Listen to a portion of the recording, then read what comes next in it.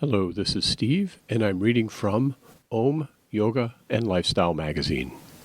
Om meets Tanya Savitri Popovich. Om catches up with Tanya Savitri Popovich to learn more about Sri Gaia Yoga Institute and its ethos and plans for the future. How did you first get into yoga? I actually began my journey not with yoga asana, but with transcendental meditation. At the age of 14, this was only 2 years after my family had fled war-torn Sarajevo. At the time, we were living in Greece with refugee status, and life was profoundly unstable. My parents, who were already practitioners, came across a teacher who could initiate my brother and me into TM. Their intention was simple but profound, to give us one stable reference point in life, something internal, something that could not be taken away by external circumstances. Looking back, I can see how deeply formative that experience was. While the world around me was quite literally falling apart, meditation helped me cultivate inner steadiness and resilience. That inner anchor has stayed with me ever since, and it laid the foundation for everything that followed. What does yoga give you personally? Yoga gives me connection. First and foremost, it is connection to self, the most important relationship we will ever have. From there, it naturally extends outward, connection to my environment, to the people around me, to the living world as a whole. For me, yoga is about tending the relationship to self, and through that, tending our relationship to community and Mother Earth. It is an ongoing practice of listening, relating, and remembering our place within a much larger web of life. Can you share the core philosophy behind Sri Gaia Institute? The name Sri Gaia itself points to our core philosophy. Sri denotes reverence, and Gaia refers to Mother Earth. At its heart, the Institute embodies the belief that yoga practice has little meaning if it does not serve something beyond the individual. In this spirit, we draw from ancient wisdom traditions, rooted particularly in the Indian Vedic lineage, which has informed much of our foundation. We also explore the teachings of ancient Greece and Egypt, as well as indigenous European and South American cultures, honoring the breadth of human spiritual heritage. A guiding principle for us is found in Patanjali's Sthira Sukham Asanam. We interpret this not only as a physical instruction, but as a relational one. Our connection to the earth, to others, and to all living beings should be steady, mutually supportive, and joyful. When our relationships are grounded, respectful, and life-affirming, only then can we truly thrive together. How can yoga and breath work contribute to mental resilience and emotional well-being in today's fast-paced world? I will start with breath work. As it is more specific and deeply supported by modern science. The way we breathe is a direct reflection of the mind. An agitated mind produces an agitated breath, and a calm mind produces a calm breath. What is powerful is that this relationship works both ways. By consciously regulating our breath, we influence the nervous system and in turn the mind. Slow, conscious breathing lowers heart rate, encourages the parasympathetic nervous system, and creates a felt sense of safety and grounding, all of which are essential for resilience and emotional regulation. Yoga, however, extends far beyond breath alone. Whether we are practicing asana, meditation, or applying yogic philosophy to daily life, I often return to the concepts of Abhyasa and Vairagya from the Yoga Sutras. Abhyasa is the commitment to show up, to make sincere effort day after day, while Vairagya is the practice of non-attachment, letting go of fixation on outcomes. Together, they cultivate resilience. We act with integrity and effort, yet remain humble and free from the self-blame when life does not unfold as planned. How can yoga and conscious movement create a positive ripple effect beyond the individual? Conscious movement begins with awareness. When we turn inward, feeling the breath, sensing the body moving through space, observing sensations and emotions, we begin to understand our internal processes more clearly. This self-awareness naturally extends outward into our relationships. As we become more conscious internally, we become more conscious in how we relate to others, our families, workplaces, and communities. We start to recognize our motivations and patterns, gaining the capacity to respond rather than react. When yoga is practiced sincerely, not as a performative or goal-driven activity, it helps us cultivate empathy, presence, and responsibility, creating ripple effects that extend far beyond the mat. If someone feels curious about wellness but intimidated by yoga, what advice would you offer? Yoga is an incredibly vast field, encompassing many paths: chanting or devotion, bhakti yoga, self-inquiry, jnana yoga, meditation and breathwork, or physical practice, asana. Most often, when people feel intimidated, they are referring to yoga asana, and I understand that completely. In today's performance-oriented culture, yoga has often lost its essence. There is a strong emphasis on effort and achievement, and very little emphasis on surrender, intelligence, and self-care. Yoga, as I understand it, is not a sport. Being advanced to me means meeting yourself where you are, practicing with sensitivity, and responding intelligently to your body in each movement. I would encourage people to seek out teachers and schools that are non-dogmatic, spaces where students are met as they are, and where practices are adapted to the individual. When yoga is taught this way, it becomes accessible to everyone.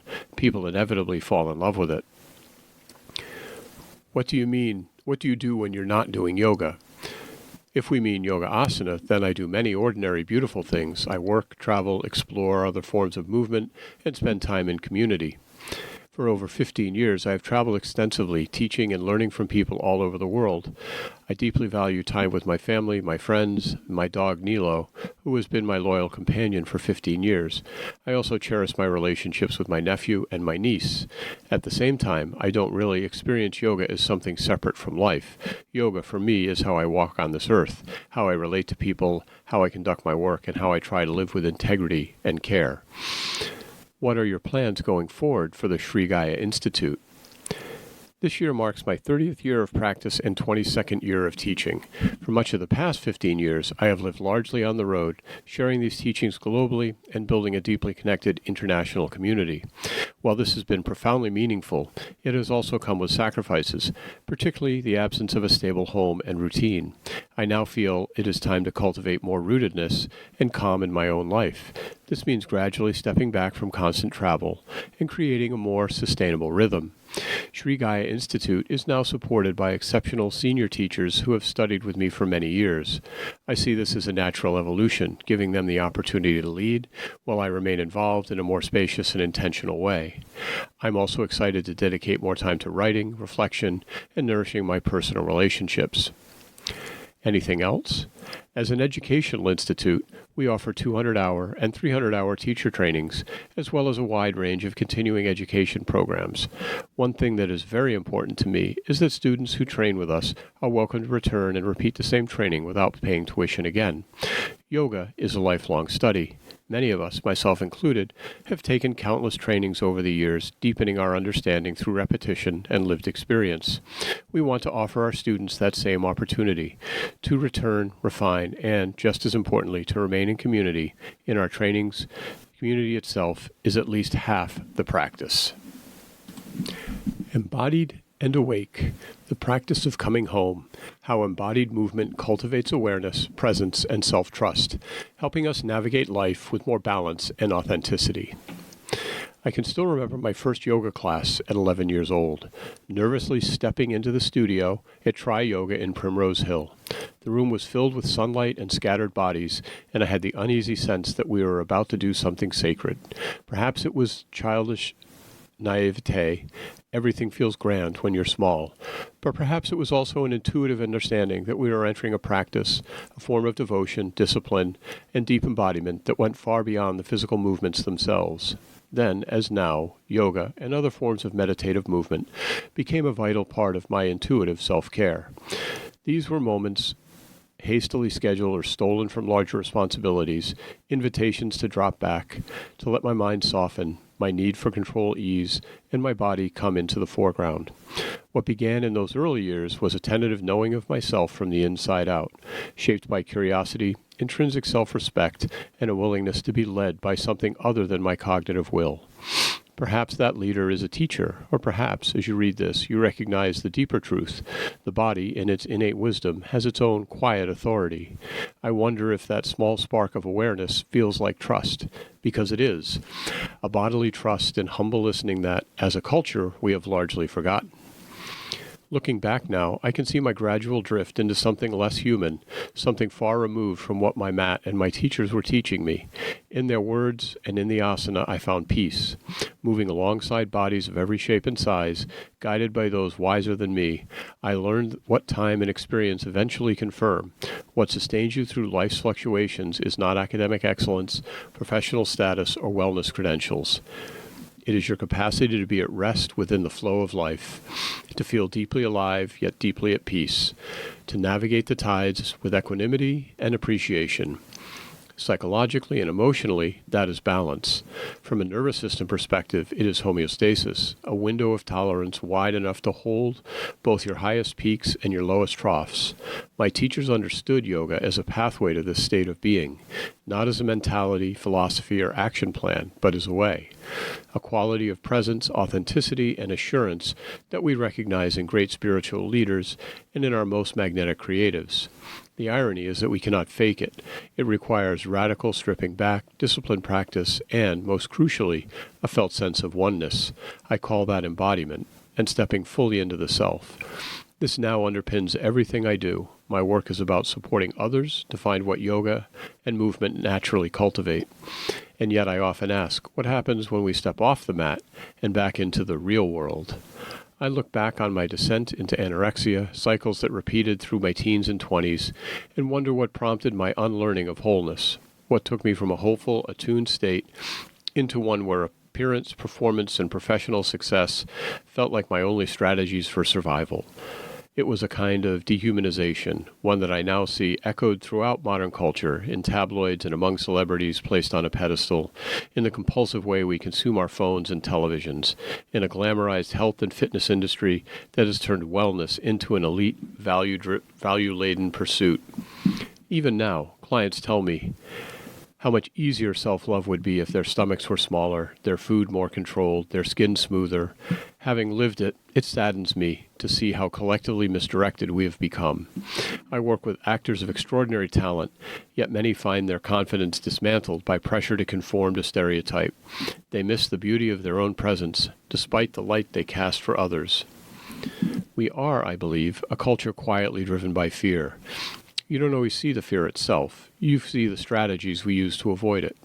Tighten this, perfect that, present the version of yourself that leaves no room for scrutiny. Even in yoga studios, we optimize and conceal the very thing we deem unacceptable, our humanity, our humility, our messy, layered complexity. Teachers are not immune. We can fall into constrictive routines, cues that prioritize physical performance over felt experience, high adrenaline classes that mirror the very intensity students are trying to escape. Yoga becomes a compensatory tool, a way to offset an otherwise fast, aggressive, emotionally suppressed life. And yet, in that same studio, if you look closely, you will see a countercurrent. Practitioners who use the space to truly tune in. People who sense what is alive within them and allow their body and mind to soften into something deeper. In this space, the body becomes a conduit for a form of spiritual intelligence that many spend their lives trying to access intellectually. Embodied people cultivate this daily. They carry it off the mat onto how they move, speak, and lead. The ego-driven, fear-pressured identity recedes, replaced by a more spacious awareness. From that vantage point, we access our fullest expression and true self-possession. Agency returns. Vitality returns. The obsession with appearances loosens its grip. Beauty is no longer a bargaining chip for safety. The true safety comes from centering your locus of control within yourself, from learning to pause, to ground, to return to presence. Yoga supports mental health because it offers a lived experience of balance. On the mat, we are reduced to the same fundamental substance, or at least we should be, depending on how the space is held. Not hierarchical or authoritarian, not anonymous and disconnected, but inclusive, relational, human. As a coach, retreat leader, and educator, my work is about restoring what has been distorted, releasing what has been repressed, and liberating potential trapped by fear and trauma. It is radical reparenting, radical re-inhabiting from the inside out. Relationships shift, careers evolved, bodies quite literally open. The actors and directors I work with are courageous enough to face the peaks and troughs of growth. They turn toward discomfort rather than away from it. That same courage is available to all of us. So, as you read this, I invite you to consider how deeply you might carry the philosophy of yoga into your daily life. Borrow its permission to take time for yourself, its insistence that your body matters as much as your mind, its patience, the understanding that each day offers another chance to return and begin again, and its connectivity, lifting your gaze from your phone to notice the humans within arm's reach. Connection to something greater is not reserved for the converted. It is available now, in this moment, through a single pause, a single breath, a willingness to soften. Hundreds have worked with hundreds of intelligent, high-achieving individuals. I have yet to meet one who cannot drop back and in that humility discover a steadiness and confidence that permeates everything they do. That is where true guides are formed, off and on the mat. Why Ayurveda? Why now? Ancient wisdom for our modern lives. Ayurveda is often described as an ancient system of medicine, but its growing relevance today has less to do with its age and more to do with its accuracy and timelessness. As rates of burnout, anxiety, and digestive disorders and hormonal imbalance continue to rise, many people are realizing that our modern lifestyle is pushing the human system beyond its natural limits. We are more connected, more productive, and more stimulated than ever before, yet also more exhausted. Ayurveda offers something increasingly rare, a way of understanding health that looks at the whole person in context over time. A medicine built for complexity.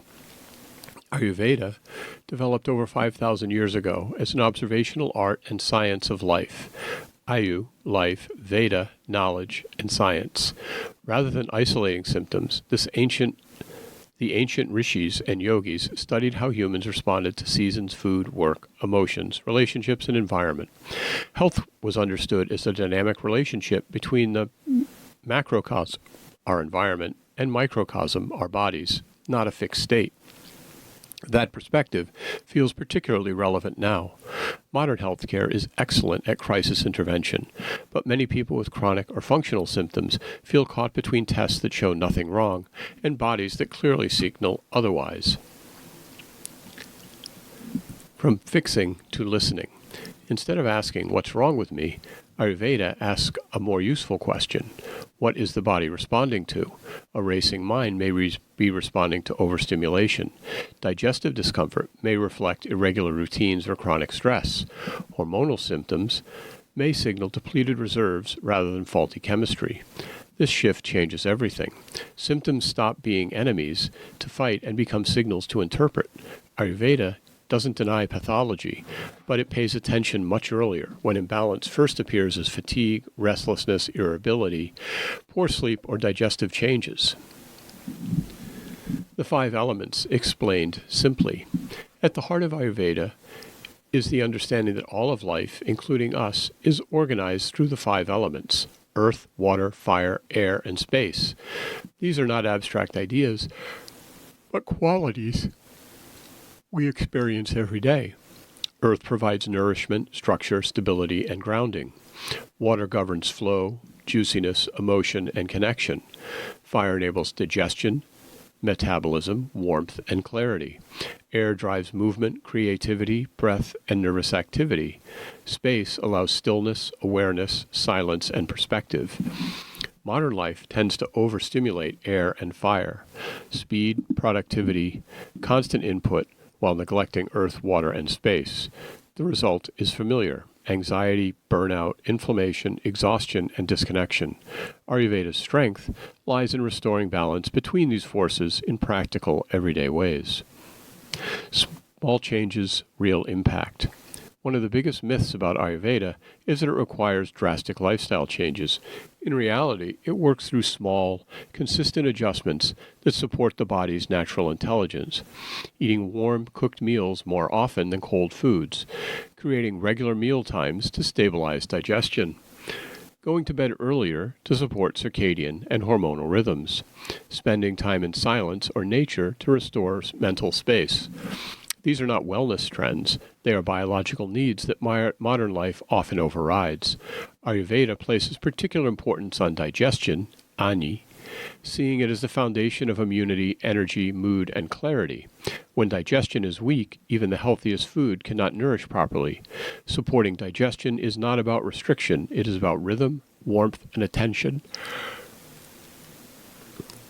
A nervous system under strain. Perhaps Ayurveda's most urgent relevance today lies in its understanding of the nervous system. Long before neuroscience, Ayurveda recognized irregularity, overstimulation, and lack of rest destabilized both body and mind. Its solution was not stimulation, but rhythm. Daily routines, consistent sleep times, regular meals, and gentle transitions were prescribed as medicine. And yet, in an age of constant alerts, late nights, and mental overload, this wisdom feels quietly radical. Beyond optimization culture. Much of modern wellness mirrors the productivity culture it seeks to heal. Optimize your sleep, hack your diet, bio-optimize your body. Ayurveda is not interested in optimization, but alignment. Not perfection, but responsiveness and resilience. Balance in Ayurveda is never static. It changes with season, age, life stage, and circumstance. What nourishes us in winter may weigh us down in summer. What supports us in one phase of life may exhaust us in another. The goal is not control, but relationship, with the body, with nature, with time. Why Ayurveda? Why now? Ayurveda is relevant today because so many people sense something is out of balance, not only in their bodies, but in how life is structured. Ayurveda offers a framework for listening, a language for understanding symptoms, and practical tools for responding with intelligence rather than force. It reminds us that health is not something we achieve once and for all. It is something we participate in day by day. In a world that moves too fast, Ayurveda does not ask us to retreat, but to remember how to live in rhythm again, and perhaps that is why this ancient system feels so urgently modern. Yoga for all.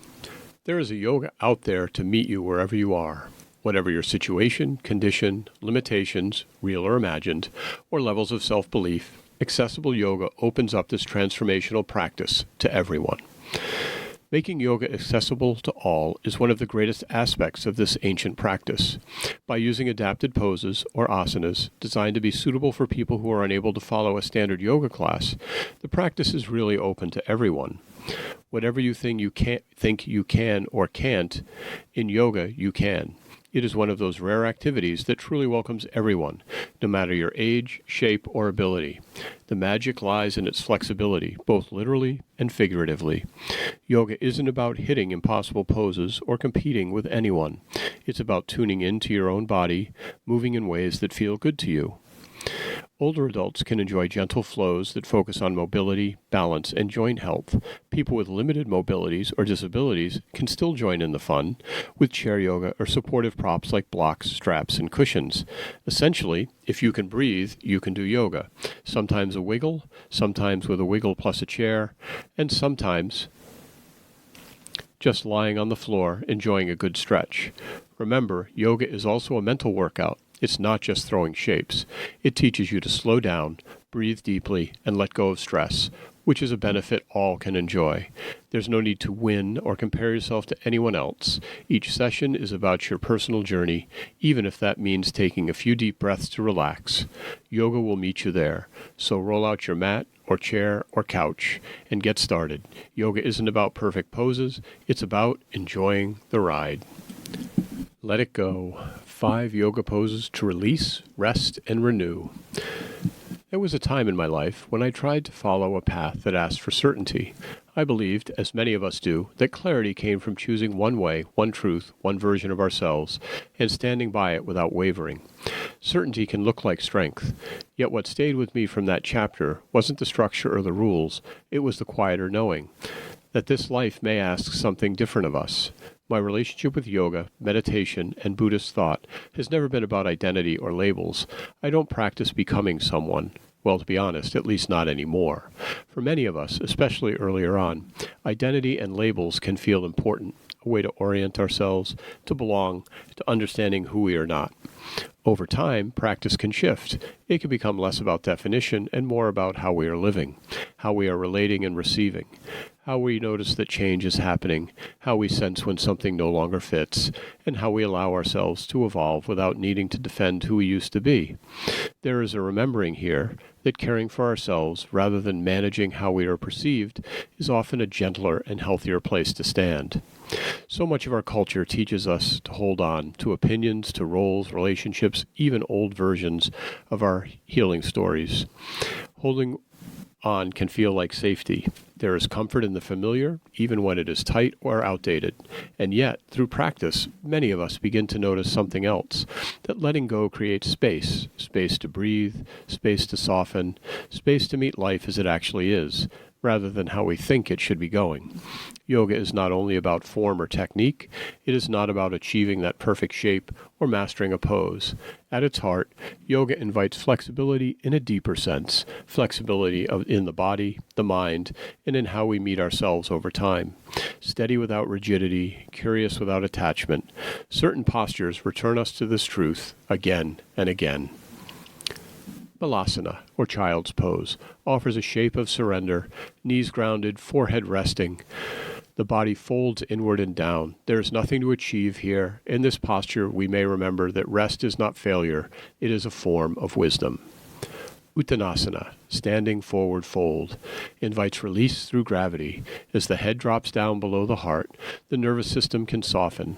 We allow the spine to hang, the jaw to unclench, the effort to loosen. There is a quiet humility in bowing to what is. Ekapada Rajagopattanasana, pigeon pose, asks for patience. The hips, often described as a place where emotion and memory are held, meet time and sensation here. This posture can remind us that letting go is not always graceful. Sometimes it is slow, intense, and deeply human. Supta Baddha Konasana, reclining bound angle pose, opens the body without effort. Supported, receptive, and exposed, we are invited to notice what happens when we stop pushing, when we allow, when we trust the body's timing. Savasana, corpse pose, the most direct practice of release. Here, movement, intention, and control fall away. Nothing is required. Shavasana points us towards something no active posture can, the quiet truth that stillness itself can be transformative. Meditation offers a similar invitation. We do not need to sit to control the mind or arrive at a particular state. We sit to witness, to observe the constant arising and passing of sensations, emotions, and identities. Some days the mind feels spacious and quiet. Other days it is restless or resistant. In practice, both belong. Buddhist teachings often return to the idea that suffering does not come from change itself, but from resisting it. Many of us recognize this in our own lives. Moments of greatest tension are often less about what is happening and more about what we are trying to preserve.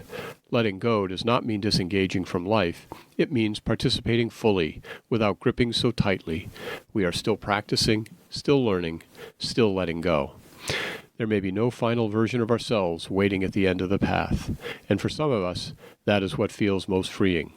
Yoga offers a way to meet each moment with presence rather than certainty, with openness rather than defense, a way to trust that change is not a failure of practice, but a part of its wisdom. This is not a practice we complete. It is one we return to again and again with humility and curiosity, a lifelong conversation between breath, body, and becoming. This is Steve, and I've been reading from Om Yoga Lifestyle.